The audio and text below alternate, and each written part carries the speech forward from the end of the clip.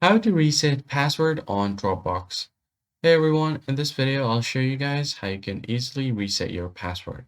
So first thing you do is open up your web browser and then simply head over to dropbox.com, hit enter, and once you hit your dropbox.com, you'll just land on this home page. Now all you have to do is click on continue, and then you'll be taken to your password page.